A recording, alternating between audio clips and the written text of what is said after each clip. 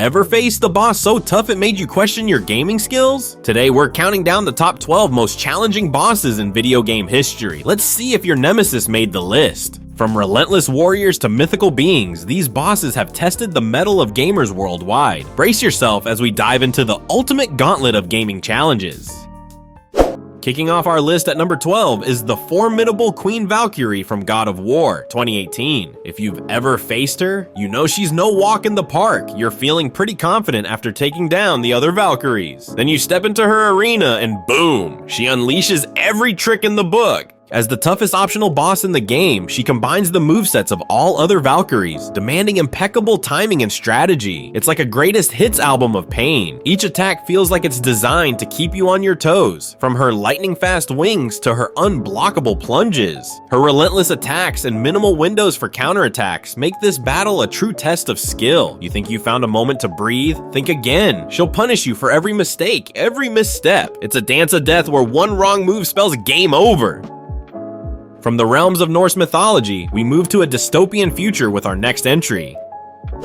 At number 11, we face the Seraphim from Doom Eternal 2020. Now, if you thought demons were a handful, wait till you meet this guy. The Seraphim isn't just any boss, he's a frenetic test of reflexes. Picture this, you're dodging projectiles, firing off rounds, and all the while, this celestial nightmare is right on your heels. The first time I fought the Seraphim, I felt like I'd strapped myself into a roller coaster without any seatbelts. His attack patterns are rapid and relentless. One moment you're avoiding energy blasts. The next, he's right in your face with melee attacks. There's no room for error. Every move has to be calculated yet instinctual. What's truly maddening about the Seraphim is his ability to adapt and counter your strategies. Think you've got him figured out? Nope. He switches tactics mid-fight, forcing you to constantly change your approach. One minute you're feeling like a champ, the next you're desperately scrambling to stay alive. Even seasoned players find themselves sweating bullets during this battle. It's a relentless onslaught that tests not just your skill, but your endurance too. By the time you're done, your hands are shaking and your heart's pounding like you've run a marathon.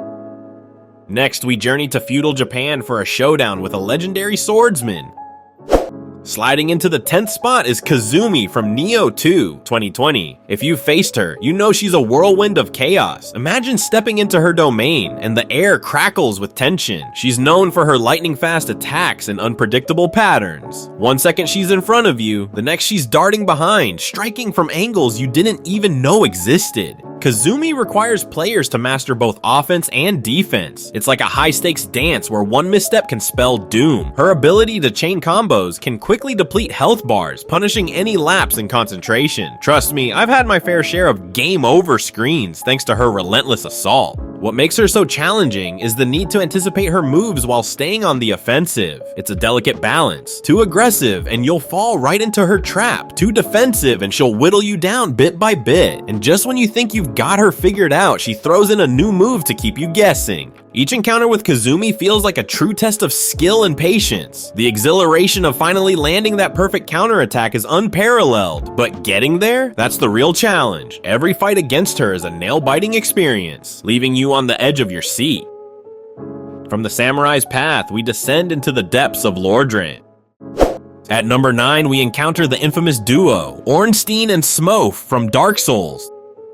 Just thinking about this pair sends shivers down my spine. These guys are the dynamic duo of pain and frustration. Ornstein, the Dragon Slayer, is quick and relentless. He's darting around the arena like he's had one too many energy drinks. Then there's Smough, the Executioner, who's all about brute strength. Imagine a freight train with a massive hammer and zero sense of mercy. The worst part, you have to deal with both at the same time. It's like trying to swat a fly while avoiding a sledgehammer. You're constantly juggling between Ornstein's lightning-fast lunges and Smough's devastating ground pounds. And just when you think you've got a handle on things, the real fun begins. Defeating one of them empowers the other. Take down Ornstein first, and Smough absorbs his power, becoming even more of a nightmare. Go for Smough first. Ornstein turns into a lightning-fueled berserker. This battle isn't just about skill, it's about endurance and strategy. Every move has to be precise, every dodge perfectly timed. One mistake and you're toast. I remember my first attempt. I thought I was making progress, only to watch in horror as Smough transformed into an even more formidable foe.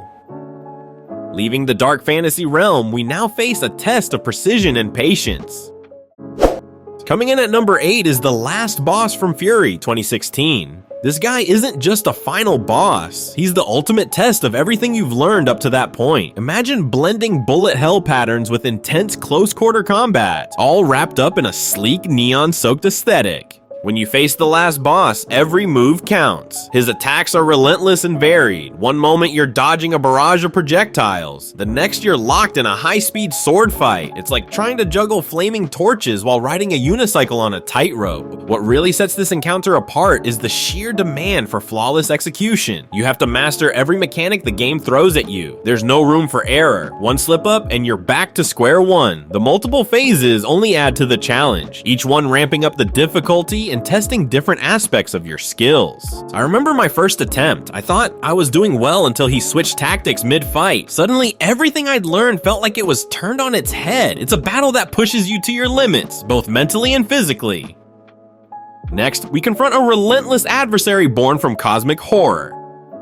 At number 7, we face Lawrence, the First Vicar from Bloodborne 2015. Picture this, you step into his cathedral and there he is, a fiery behemoth radiating pure menace. The atmosphere, heavy with the scent of ash and dread. Lawrence boasts a massive health pool and devastating area attacks. Each swing of his molten arm leaves the ground scorched and trembling. You think you're safe at a distance? Think again. He'll close the gap with surprising speed, leaving you scrambling to dodge his fiery onslaught. What makes Lawrence so notorious is his relentless aggression. There's no pause, no moment to catch your breath. Every misstep gets punished harshly. You're constantly on the move, looking for that tiny window to strike back without getting incinerated. I remember my first encounter with him vividly. I went in confident, thinking my dodging skills were top-notch, but Lawrence, he has this way of making you feel like an amateur. One wrong move and I found myself eating dirt, health bar obliterated in seconds. It's not just about surviving his attacks, but also managing your resources. Blood vials become precious commodities as you struggle to find moments to heal without getting smashed into the ground. From the flames of Yaharnam, we ascend to the peak of Ashina. Holding the 6th spot is Isshin, the sword saint from Sekiro, Shadows Die Twice, 2019. I remember my first encounter with Isshin like it was yesterday. You step into the arena, and there he is, calm, composed, and deadly. This multi-phase battle tests players' mastery of deflection, posture, and perilous attacks. It's not just about swinging your sword, it's about precision and timing. Isshin's diverse moveset is what makes him so challenging. One moment he's coming at you with a flurry of rapid strikes, the next he's using long-range gunfire to keep you on your toes. And those perilous attacks, they're aptly named. One wrong move and you're eating dirt. What really stands out in this duel is how it forces you to use everything you've learned throughout the game. Isshin punishes any mistake with ruthless efficiency. His counters are brutal. Mistime a deflection and you'll feel it. Trust me, I've lost count of how many times I saw that death screen flash before my eyes. But the real kicker? Just when you think you've got him figured out, he switches tactics. He whips out a spear and changes the entire dynamic of the fight. Suddenly, you're relearning how to dodge and deflect all over again. Venturing deeper into the abyss, we now face a radiant nightmare. At number 5, we challenge Absolute Radiance from Hollow Knight, 2017. This boss is the embodiment of a bullet hell nightmare. Picture this, you're in a dreamlike arena, and suddenly this ethereal being materializes, unleashing waves of radiant attacks. First time I faced Absolute Radiance, it felt like stepping into a kaleidoscope of chaos. Her attacks are relentless, filling the screen with beams of light and orbs that track your every move. It's like dancing on the edge of a razor blade. One misstep and you're toast. What makes this battle so grueling is the precision it demands. Every movement has to be calculated, every dodge timed perfectly. And just when you think you found a rhythm, she switches it up, keeping you constantly on your toes. It's an endurance test that pushes you to your limits. The multiple phases of the fight only add to the challenge. Each phase ramps up the difficulty, introducing new patterns and obstacles. You can't afford to lose focus for even a second. One slip up and you're starting from scratch. I remember my heart pounding as I finally reached the last phase. My hands were shaking, my focus laser sharp. The satisfaction of finally landing that final blow was unlike anything else. From the Dream Realm, we confront a king who defies the heavens.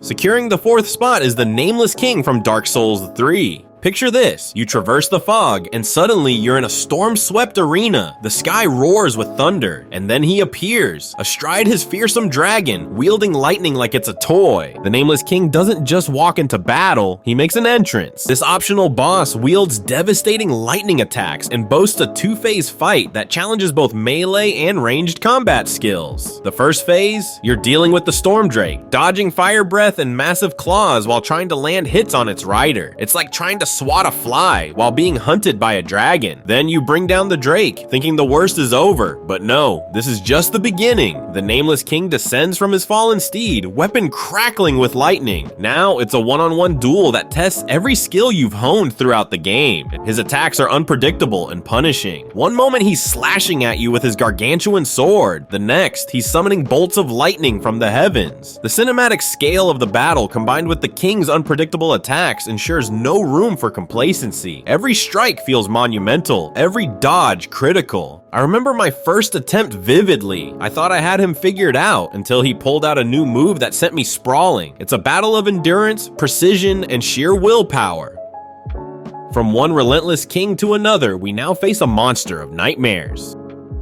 At number 3, it's Ludwig, the Accursed from Bloodborne, 2015. This guy is the stuff of nightmares. When you first encounter Ludwig, he's a grotesque beast, a horrifying fusion of flesh and madness. His attacks are brutal and relentless, forcing you to stay on your toes. The first phase of the battle is all about survival. Ludwig charges at you with feral aggression, swinging his massive limbs with devastating force. Dodging his attacks feels like a high-stakes game of cat and mouse. One wrong move and you're splattered across the arena. Then, just when you think you've got a handle on his beastly form, the fight takes a dramatic turn. Ludwig transforms into a knight wielding the iconic Holy Moonlight sword. The shift is both terrifying and awe-inspiring. Suddenly, he's not just a beast, he's a warrior with calculated precision. The dual nature of this fight requires players to quickly adapt their strategies. In his second phase, Ludwig's attacks become more refined, but no less deadly. He swings the Holy Moonlight sword with a grace that belies his monstrous appearance, unleashing waves of energy that can cut you down in an instant. I remember my first attempt at this fight vividly. I was barely hanging on in his beast form, thinking I might have a chance. Then he transformed, and it felt like I was fighting an entirely new boss. The sheer intensity of adapting to his new attack patterns left me breathless. With Ludwig behind us, let's delve into the world of strategy and tactics for our next entry. In the runner-up spot at number 2 is Zeratul from StarCraft II, Legacy of the Void. Zeratul isn't just a boss, he's a test of every skill you've honed in real-time strategy games. Imagine this, you're not just managing an army, but also your resources, your base, and your tactics, all while Zeratul's advanced AI adapts to every move you make. The guy's like a chess grandmaster on steroids. This strategic boss battle tests your multitasking abilities, resource management, and combat positioning. You're constantly juggling between building units, gathering resources, and planning your next move. It's a mental marathon where every second counts. And just when you think you've got a handle on things, Zeratul shifts his tactics. Every decision counts as Zeratul's advanced AI adapts to your playstyle, making every second of this fight critical. If you focus too much on offense, he'll exploit your weakened defenses. Play too defensively, he'll overwhelm you with superior forces. It's a relentless dance where one wrong step can lead to disaster. I remember my first battle against him. I was feeling confident, thinking I had my strategy down pat, but Zeratul, he saw through my plans like he was reading my mind. Suddenly, my well-laid plans crumbled, and I was scrambling to recover. It's not just about having a good strategy, it's about constantly adapting and staying one step ahead. And now we arrive at the apex of gaming challenges, a blade that cuts through even the most skilled of players. Finally, claiming the top spot is none other than Malenia, Blade of Miquella from Elden Ring 2022. Picture this, you step into her domain, a desolate arena dripping with an eerie calm. Malenia stands there, her blade gleaming, her presence exuding both grace and menace. Her infamous ability to regenerate health with each successful hit turns the fight into a brutal endurance test. You can't just dodge and strike, you need to be perfect. Then there's her devastating waterfowl dance attack. The first time I saw it, I thought I was toast. She leaps into the air, spinning like a deadly whirlwind, her blade carving arcs of destruction. One misstep and you're shredded to pieces. I can't tell you how many times that move alone sent me back to the bonfire. Every moment of this duel demands flawless precision, unyielding patience, and mastery of the game's mechanics. There's no room for error. You have to read her moves, anticipate her attacks, and strike with perfect timing. It's like a deadly dance where one wrong move means certain death. And just when you think you've got a handle on her, she shifts into her second phase. This isn't just a ramp up in difficulty, it's a whole new level of hell. Her attacks become even more ferocious, and her regeneration ability cranks up the pressure to an unbearable degree. Malenia isn't just a boss fight, she's an experience that defines the very essence of Elden Ring.